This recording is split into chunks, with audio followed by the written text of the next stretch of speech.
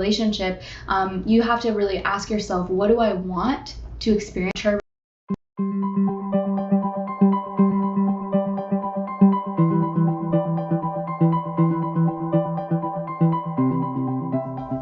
Hi, I'm Shalina. And I'm Ben. You can call me Shay, and I'd like to welcome you to the very beginning of our couples course. This is Creating Conscious Love, and we're excited to share this with you today. It's been a long time coming. Long time coming. This course is the product of years of learning. We've practiced and learned from a lot of teachers about relationship, and this is our opportunity to share this learning with all of our friends.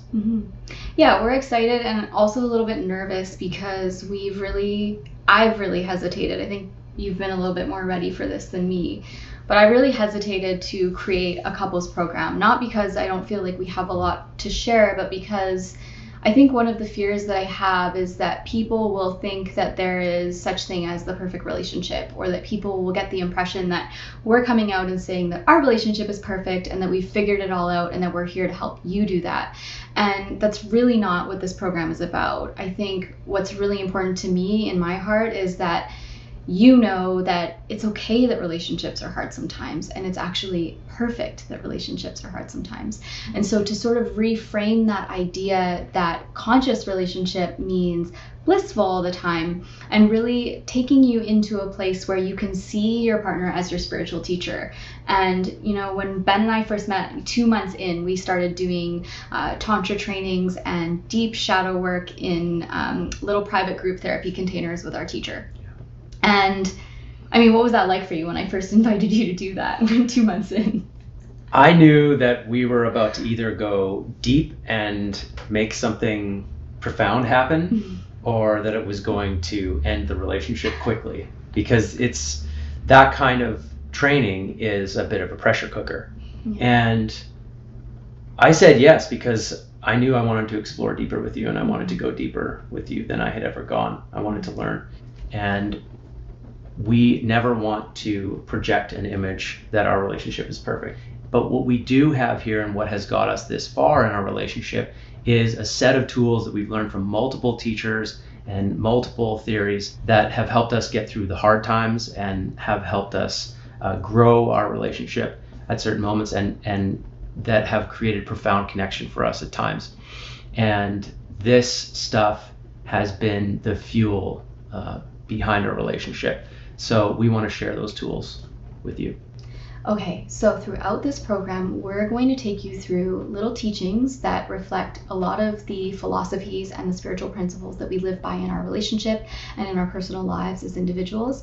And then we're actually going to guide you week by week through the practices and through the exercises that we use to navigate conflict, to deepen in intimacy. We use these tools on our date nights every week, and we want to share those with you and sort of guide you through the process so that you know what to do when you feel disconnected, or when you feel confused, or when you feel hurt or angry or upset, or when there's an issue that you feel is unsolvable and you're not really sure where to go. I think one of the misconceptions is that our partner is here to meet all of our needs, and that if they don't, that there's something wrong. And doing this work sometimes allows us to move deeper into self-acceptance and deeper into acceptance of our partner, so that we no longer see them as a means of endless energy and validation and approval for us, but more of a reflection of where we're at in our growth. And it allows us to be there more for ourselves, and in turn, our partner has more space to show up for us. So this program is as much for you both as a couple as it is for you as an individual. So whenever we're going through this work, I want you to be thinking about yourself and your own patterns and your own mindset, and let your partner do that for them. All right, let's talk about the structure of the program for a minute so that you know what's happening. What we've done is we've created modules for you guys to work through. And you can look at those as weeks. You can set aside a date night to work on these modules once a week. Or if you want to work faster through the program, you can do multiple per week, but you're going to need a few hours for each one.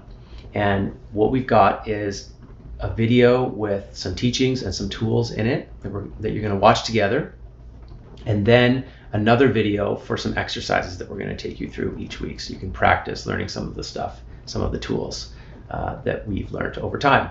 And on top of that, we're going to add a written form, a little PDF that you can use to follow along and that you can always keep with you to work through. Even while you're sleeping. Yeah. Stick it on your wall. Yeah, so while you're going through this program, I think the piece around scheduling is going to be really important. I know for myself personally, I used to have this idea that if we scheduled our date night or if we scheduled intimacy, that it wasn't exciting because it's supposed to be spontaneous and it's supposed to just come out of nowhere and it's supposed to be really passionate. But, you know, we're both really busy people. We're both running our own online communities and we don't have a lot of time. So what I found is that if we don't schedule intimacy and we don't schedule date night, it won't happen. Even though we live together in the same house, we'll end up just going for a walk and falling asleep because we're exhausted. So we really have to put that time aside, have it on the calendar and do it. And so I had to rewire my brain around some of these expectations that I placed on romantic love, where I thought it should always be this like really spontaneous, exciting thing. Because the reality is in a mature relationship, you have to really ask yourself, what do I want to experience in this relationship? And am I willing to do what it takes to get it, even if it doesn't fit my preconceived notions of how it should be? And so scheduling dates is really important. I'll also say too that you might not have the space. Maybe you have kids, maybe you're in a big work push, maybe there's something going on in your life that's just not going to allow you to do every single week right now. That's okay too. Get your calendars out together, collaborate, make it fun, and pick the dates of the month that it's going to work for you, where you can have at least 3 hours, even 4 hours would be great, at a time where you can both show up fully present, refreshed, have your phones off, no laptops in the room unless you're watching these videos, and then you take the laptop out and just really be with each other. So if you need to do it, you know, every 2 weeks for a little bit, that's okay too. These videos and these exercises are not going anywhere. It doesn't expire. So you can rest assured you can take your time with this, but do make sure that you schedule it today so that you know exactly what and when to expect time with your partner. Yeah, let's be honest. It's easy to eat dinner, go for a little walk, maybe even skip the walk, eat some ice cream, and just watch Netflix and fall asleep. It's very easy to do that, and especially when you've got a lot going on in your life. And I think it was really useful for us to schedule this stuff and schedule not just like an hour and a half or an hour, schedule 3 hours, even if we don't think we need that much time, because we both need time to switch gears out of thinking about business or thinking about money or thinking about what's going on in our lives and all the drama, and just drop into the space together, maybe play some music and dance or get into our bodies. It takes time. And so scheduling it and then just showing up and scheduling our days around it, like knowing that that's what's coming at the end of the day, has been really useful for us. Yeah, and we're going to talk about that more as we guide you through some of the exercises. We're going to teach you how to mentally, emotionally, spiritually, physically prepare for your dates, and then also to know that you know, you do come into your date night sometimes feeling stressed. You are stressed out about, you know, paying the bills, or you're thinking about something at your work or whatever. And so we're going to make sure that each time you engage in a date night, you also have a practice to do what we call emptying the bucket, which is getting it all out before you start your date night. And so you can expect that we're going to help you navigate those challenges as they come. So I'm really excited for you guys. I'm feeling really pumped about you going through this program together as a team, and I look forward to meeting you over in the next video.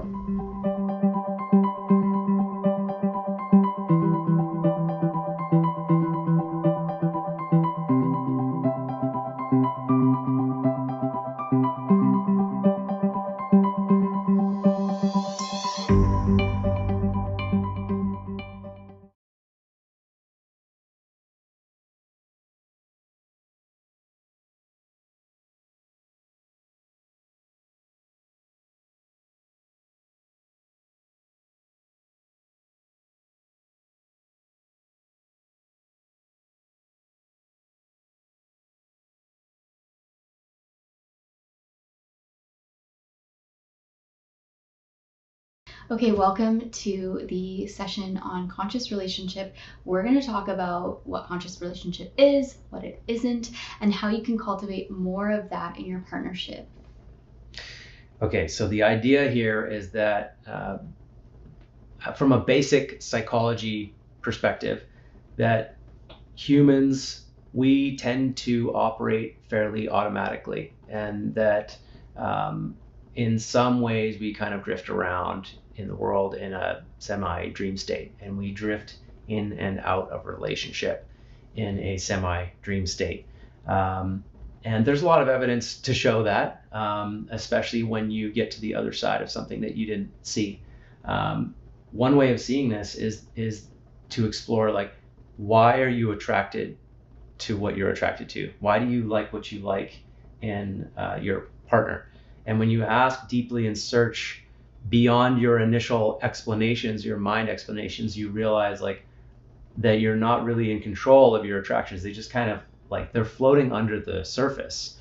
And so that's sort of the base operating level for most humans is we kind of don't know why we do what we do, but we're doing it, and then we're creating an explanation for it. So in an unconscious relationship, we get into relationship for unknown reasons. And there's the way that we look at this is there's a way of being in a relationship where we're looking to get something from the other person. We're almost looking at them as a source of power, and we're sort of like sucking on them, like, give me this, I want this, and the other person is a source of energy, and it's almost like a battery. And we also tend to treat our partner like they're there just to serve us. And when they don't do what we want them to do, there's a lot of blame, a lot of judgment, a lot of finger pointing, and we're trying to get them to change. In a conscious relationship, we wake up to our own responsibility in the whole game, and we start to see how our ego is using the other person.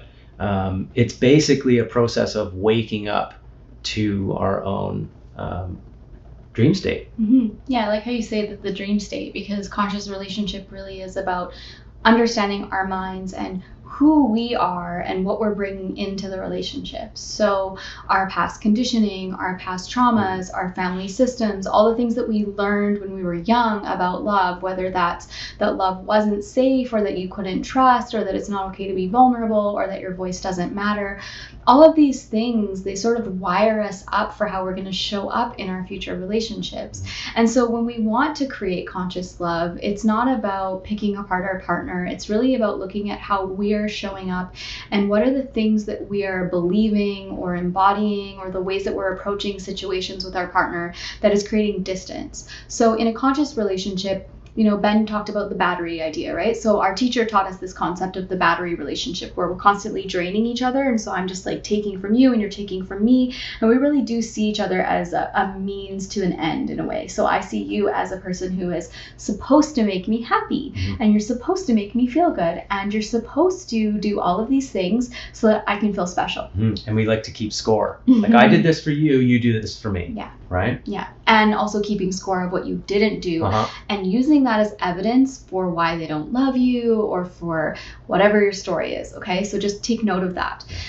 So in a conscious relationship, what we're doing is we're sort of removing that pressure from the relationship, that it's there to serve your needs or to validate you. And we come in with the concept that I'm whole and complete, you're whole and complete, and together we can be partners in each other's growth. Right? We can be allies in each other's healing. So we really shift from this idea of being opponents, really, because that's what an unconscious relationship is, to being allies, to being in a partnership. And to take it further, conscious relationship is friendship. Okay. And so in order to create that, we need to look at the relationship as its own separate entity. And we often refer to that as the garden. So the garden is something that both of you need to water and tend to and nurture daily. Otherwise, nothing will grow. It won't feed you back. So in order to get something from that garden, you both have to tend to it. Okay. And so it creates a cycle of energy. But also, notice how in the battery relationship you're feeding each other. So in the garden, you're both feeding something higher than you. So you can call that the garden, you can call that source, you can call it truth, whatever feels good for you in your relationship based on your beliefs. You might each have your own definition, but essentially what we're saying here is that it's no longer just about the two of you getting your needs met. It's about you creating something together, and this energy that helps you grow, that helps you learn more about yourself, and that helps you both heal. And this garden might be the hardest, most difficult, biggest project of your life, because this lady here is my biggest trigger. You've probably heard that word used, like, oh, this triggers me.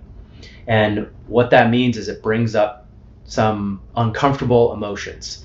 Maybe it brings up something from your childhood or some trauma or some difficulty that you had. And how weird is it that the people who are closest to us have the strongest or the biggest ability to trigger us? We like to think sometimes that we tend to think that we should just move away from our triggers. Oh, this relationship triggers me, and so I'm going to move away from that. But the paradox is that this relationship is my most triggering relationship, and it also gives me the most opportunity to work through what's going on with those triggers. I can work with Shalina on my triggers, and I can heal that stuff.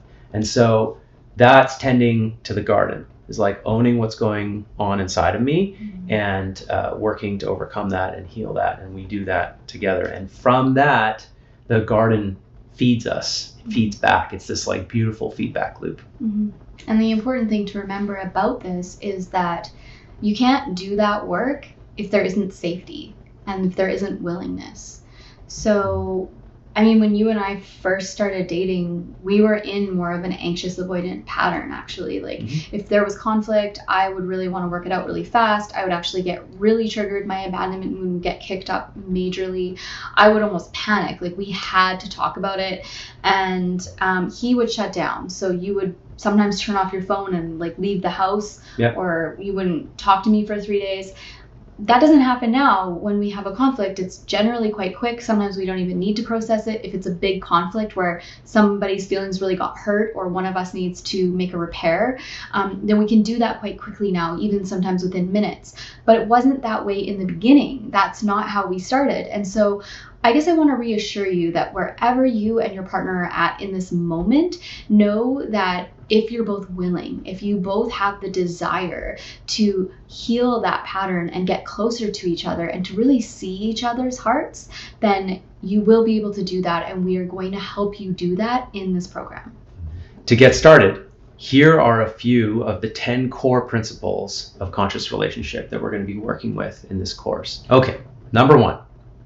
Conscious relationships are meant to be a safe space to grow and to evolve spiritually and emotionally. Number 2, relationships aren't always easy. There is no such thing as the perfect relationship, the perfect marriage, or the perfect partner. Number 3, conflict does not mean war. Conflict is an opportunity to learn your partner's heart. Number 4, I am 100% responsible for how I show up in my relationship. I am not responsible for saving, fixing, or changing my partner. Number 5, feelings are meant to be felt. It's safe to be in your body. Number 6, learning your partner's wounds, triggers, and fears is a part of the practice. Number 7, resentment grows from holding back our truth. Passion grows from honesty. Number 8, mutual trust, respect, and admiration are key qualities to co-creating a safe and loving relationship.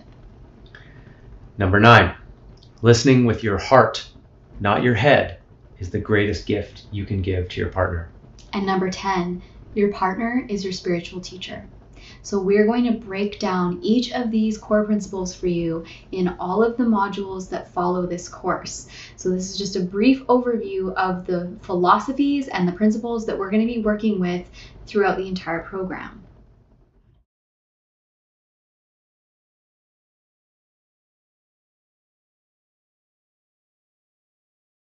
So the first one is conscious relationships are meant to be a safe space to grow and to evolve spiritually and emotionally. So what I want to say about this one is that I've seen a lot of couples, and I talk to a lot of men, I'm a men's coach, about their experiences in couples counseling, whether that's with a counselor or a therapist. And often what I hear is stories of basically going to war in the therapist office. We're going to war together. It's like egos battling. Him trying to make her look bad, her trying to make him look bad, who's right. And the therapist and counselor sort of being stuck in the middle, just trying to like moderate and mediate. And I know a ton of people who really have been sort of at a stalemate and sort of landlocked in couples counseling and felt like they were getting nowhere. And that's because egos were out and they were battling.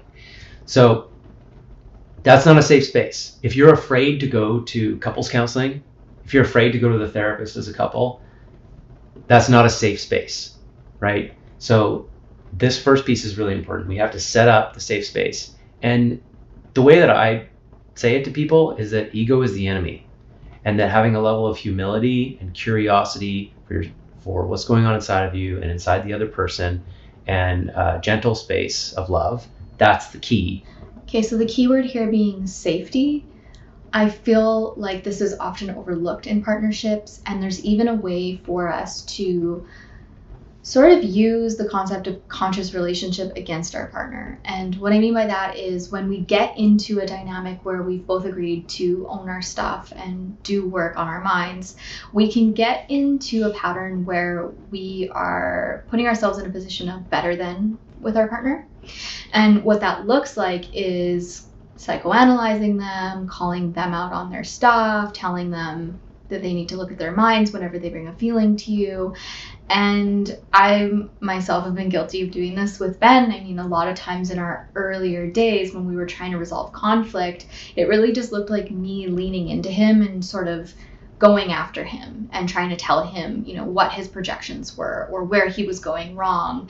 And I was assuming that I was the conscious one because I could see what was going on, and how could you not see that? And what that did was it didn't create safety, first of all. It made it unsafe for him to show up, and it actually pushed him further away. And so we sort of played out that anxious avoidant dynamic for a while until I let that go. So when we talk about safety means that your partner is free to be themselves and you are free to be yourself, and that you both have a mutual respect and care for each other's hearts, that you prioritize trust, and that you prioritize positive affirmation and appreciation of one another. The other piece of it is that you understand that if your partner is having a feeling, even if it seems like it is a projection, or that what they're feeling doesn't make sense, or you know that maybe there's something else behind it, it's not really your job to take everything that they say and throw it back at them, or to twist it, or I like to say it's not your job to wake your partner up, right? It's your job to hold space, to listen, like we said, with our heart, not our head. And that means that we give each other the permission to be in our feelings, even if they don't make sense. And to really honor our partner and know that when they are bringing something to you, if there is a projection there, or if there is an old wound there, pointing it out or invalidating them because of that is the opposite of healing. So when we're really in the space of healing with our partner, we're really becoming their ally, what we're doing is we're holding that hurt, we're holding those feelings with tenderness. We're making sure that they know that it's okay to be feeling what they're feeling. We are getting curious rather than defensive. We're asking questions instead of making assumptions. And we're really seeing our partner's heart in all of it, right? So we understand that we don't need to take everything that they say on as personal. And that's really hard, right? Like we've struggled with that, but it is something that we want you to practice from day one, which is now, all the way throughout this program and beyond. Say if there was anything that you could do that would drastically transform your partnership, would be to learn how to hold space without taking things personally, and really keep that concept of a safe container in the back of your mind whenever you're interacting with your partner. And as a man, I have learned about this thing called holding space. Mm-hmm. And we're going to talk about this more in the course, but I run men's groups, and what I notice in the men around me is that our tendency with our partners is to want to fix their feelings and to sort of solve their feelings as problems. And you were sort of talking about that there. Learning to let a person have their feelings and just let them be so. Mm-hmm. That is an art in itself. And it's the reason why I've recorded multiple podcast episodes about holding space, and why I continue to talk about it on a regular basis and post about it and create content, because it's actually this concept that requires maintenance, because we're unwiring this programming that we have, that we're responsible for other people's feelings. Yeah. And learning to just be with someone while they're going through something, that's the best way to be with a child when they're having an emotion. Mm-hmm. And it's the best way to be with an adult, Yeah. right? Because we respect their freedom to just have their feelings. So Totally. constant practice for me in our relationship, and I'm still learning. Mm.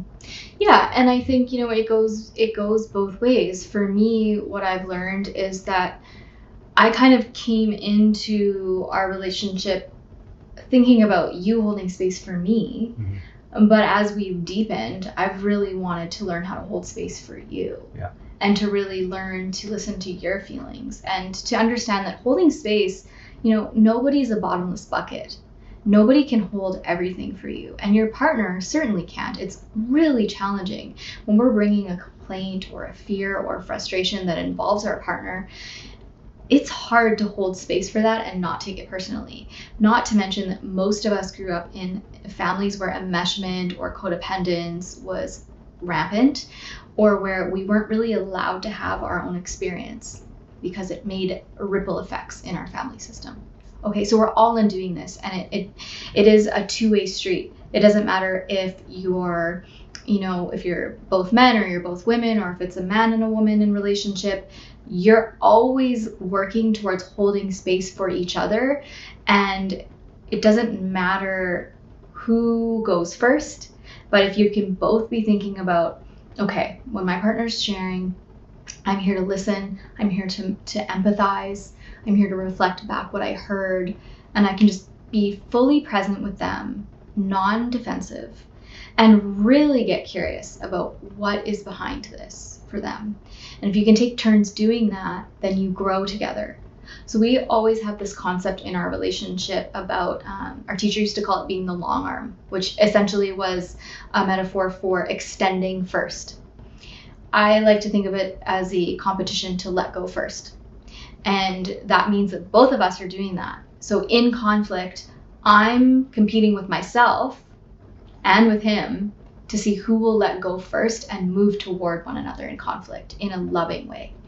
And so if we're both doing that work, what that means is that we're noticing our tendencies and our coping mechanisms and our patterns to withdraw or defend or avoid or attack, and instead we're softening. And we're going to talk a lot about this in the section on conflict resolution, and we're actually going to teach you some processes for how to navigate conflict. But this is really important foundational work for the essence of conscious relationship, because if you don't have that in mind when you're with your partner, it can just get really messy really fast. And I think it's really important that we know that you're not your partner's parent, even though you might represent their parent sometimes, and you're not their therapist, and you're not their judge. You're their friend and their ally, and we all need that reminder sometimes. Okay, so we've talked about the safe space. Yeah. That's a really important first principle. The next one we wanted to address this week is being responsible for how you show up. Mm-hmm. It's number 4, Mm-hmm. principle number 4. I'm 100% responsible for how I show up in my relationship. I'm not responsible for saving, fixing, or changing my partner. Mm-hmm. What do we want to say about that? I think it kind of ties back to this idea of taking responsibility for what we're experiencing, and similar to what we were talking about before, knowing that what your partner is experiencing is sometimes about you and something that you've done, and there does need to be a repair. And a lot of times it's about something in history. So I think that they've found that about 90% of what couples fight about is from the past. And I don't mean even in that relationship. I mean like from childhood or from family conditioning. So that leaves like a 10% margin for things that are really coming up in the relationship presently. And I think that it's really important to remember that when your partner is having an experience, you can let them have that experience and get curious about it without taking it on. But also being responsible in how you bring your concerns and your frustrations, which again, we're going to be teaching you about this further on in the program. But what I learned is that when I would try to share my frustrations or my upsets with Ben, it would often come off as criticism. And so I had to practice really tuning into what the hurt was underneath and sharing what it is that I actually wanted from Ben. What is it that I wanted to experience, or what was my fear? And that takes practice. So it's all about vulnerability. So when we say take responsibility for how you're showing up, it's little simple things like before reacting, if you can take a deep breath and observe your mind and what the story is running, and notice if you're making your partner wrong, and see if you can soften a little bit and just give them that 1% benefit of the doubt that they have good intentions, right? Mm-hmm. Now, if you can't do that ever, and you're like, well, I literally can't trust my partner, this program actually might not be the right program for you. You guys might actually need to be in some deep therapeutic counseling, because we want to assume that you're in a safe relationship where you're both willing and that there is possibility for reconnection and for repair, and that trust exists. Okay, so whenever possible, if Ben triggers me or says something that hurts my feelings or does something that I perceive to be insensitive, my first instinct is to go, oh, it's going to be like this forever. He's going to walk all over me. He doesn't care about my feelings. I'm going to be alone in this partnership. I've just repeated these old patterns. And my higher self knows that that's a projection from my childhood, because I was never safe and I was never cared for, and I was often ignored or overlooked. And so what I do in that moment to take responsibility is to look at my mind and then say, is it possible that this is an old feeling, and that perhaps Ben actually really loves me and has my best interest at heart, and probably just doesn't even know that that hurt my feelings, and maybe I can just ask him for something in this moment, you know, some sort of affirmation or reassurance, right? Which is okay to ask for. Pretty sensitive over here to criticism, I have to say.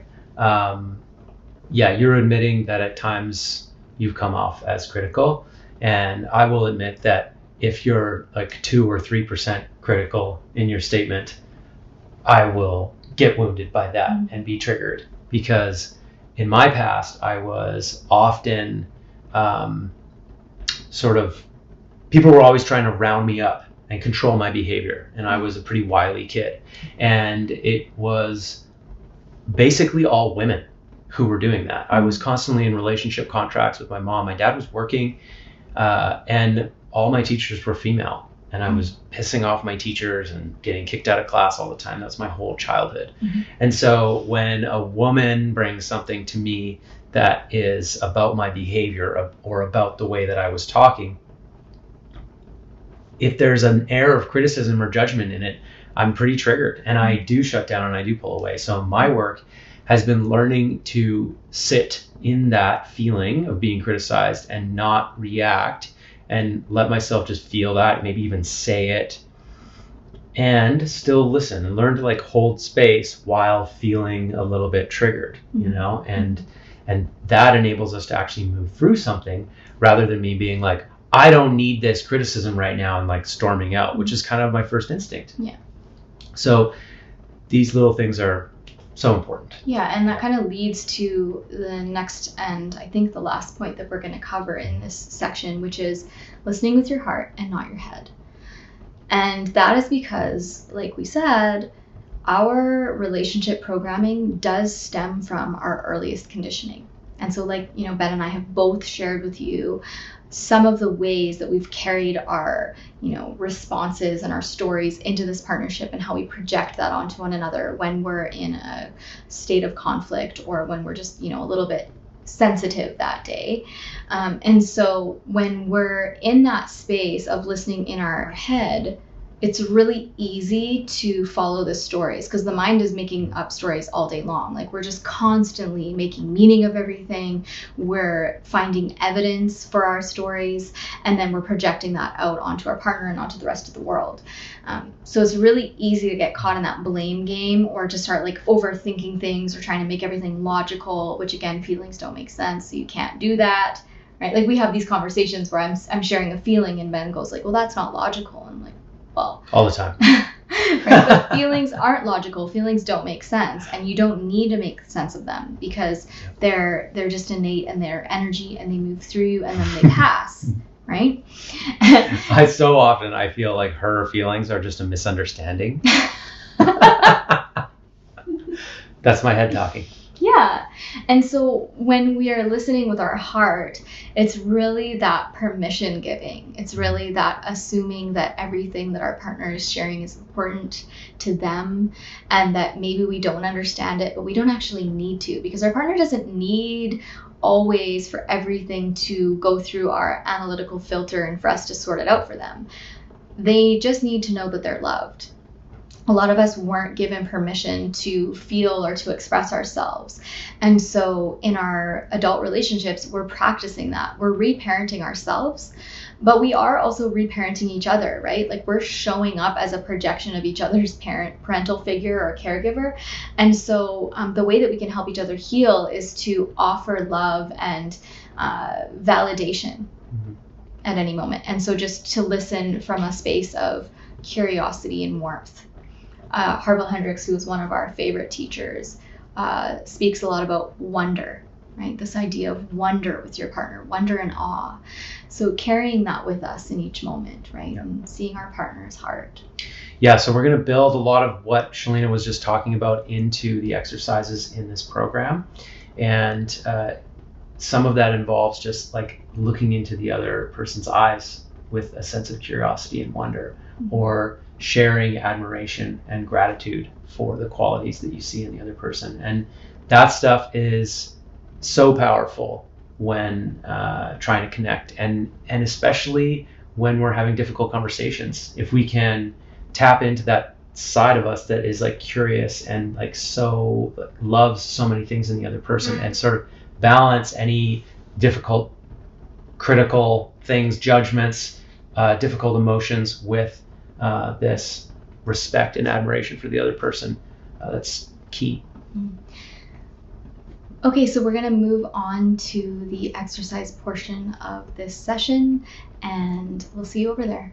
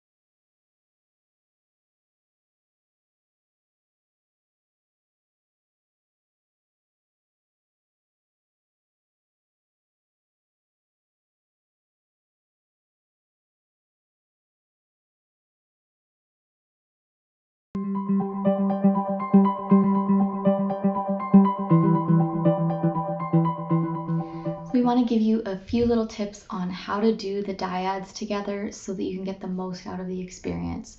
What we have found is that these are really potent tools for connecting you to your partner's heart, and we always follow a few key principles. The first one is to stay in your body and continue to breathe. That's a really, really important one, because while you're listening to your partner, you want to be listening while also remaining in your center. The next is to make eye contact. So you'll notice when we model for you that Ben and I are often just making eye contact and syncing our breath. We'll often take big deep breaths together in between sentences. And that's a really beautiful way for you to sync up and just stay connected. Even if you don't have something to say immediately and you need to take a pause, just maintain that eye contact and really just be together in the energy. The other thing is to remember that you're taking turns. There's no interrupting, there's no finishing each other's sentences or asking questions. You're just holding space and wait your turn. When it's your turn, that's your opportunity to share authentically from your heart. This isn't a back and forth where you're responding. You're really being authentic to what is coming through you and honoring that in your partner. The last thing I would say is don't rush. Don't rush these processes. Be patient with yourself and be patient with the other person, and be comfortable with silence. Something that we've noticed in people when they first start these exercises is they'll get a few words out and then there will be a pause and they'll be searching for more and they'll be uncomfortable with that process. And just let it settle. Take a few breaths, ground into your body, and let that silence be there, and more will come through. And if you're just receiving, be comfortable with the other person sorting through their stuff. And just give yourself lots of space in these exercises. You don't have to rush to them. There's no end point. The point is to just be there and be present with each other. So slow it down. And you will find in all of your PDF guidelines that we do give you time limits. So you can do these dyad processes over and over again for your entire relationship. Ben and I follow these dyad scripts over and over and over again. So when he says there's no endpoint, he means like you could do this forever, but there is going to be an endpoint in the dyad. Like we don't recommend that you ignore the timer and that you keep sharing for 20, 30, 40 minutes and start flooding your partner, because that can be overwhelming. When we're having a clearing, I'm sort of like the maximizer, the one that has a lot to share. So if we don't set a timer, I could be sharing forever and Ben's totally overwhelmed and can't track it. So we just want to honor that too. We have time limits set specifically so that both partners can really stay present, and then you can just be slow and really gentle with the process together. Yeah.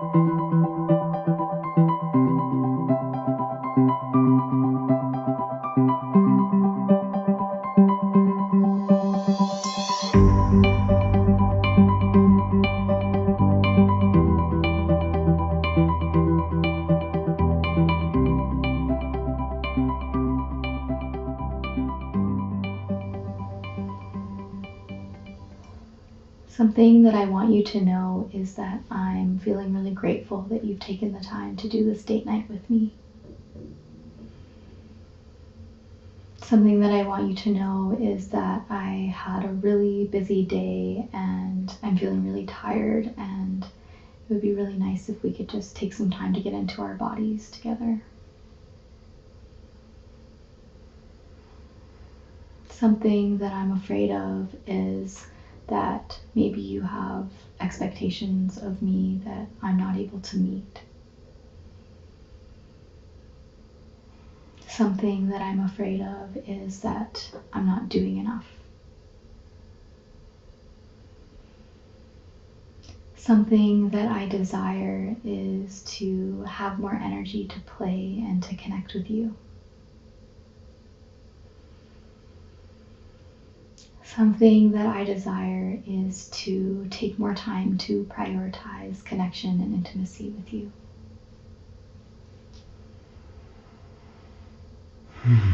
Something that I appreciate about you is that you're so willing to dive into this work, even if it's uncomfortable. Something that I appreciate about you is that you prioritize yourself and your friendships in this marriage. Something that I appreciate about you is that you are so giving and generous with your time, and that you treat everybody like an equal.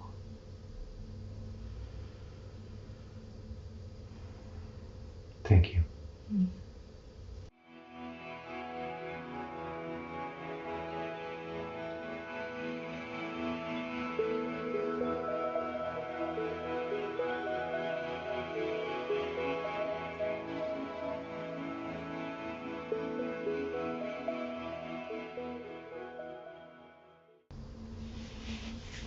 All right.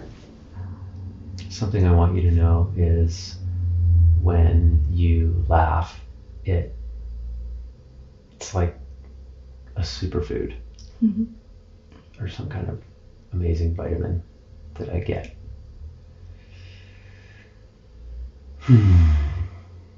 Something I want you to know is that I feel so much energy from our connection, and whenever I sit with you like this, I remember all of the reasons why I love you.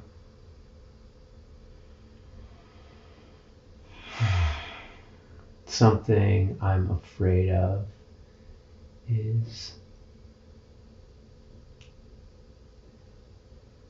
forgetting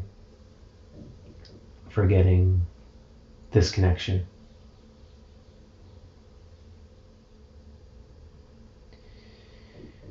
Something I'm afraid of is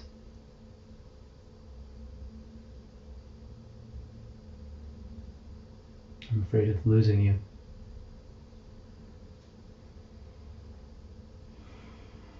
Something I desire is more connection time without screens.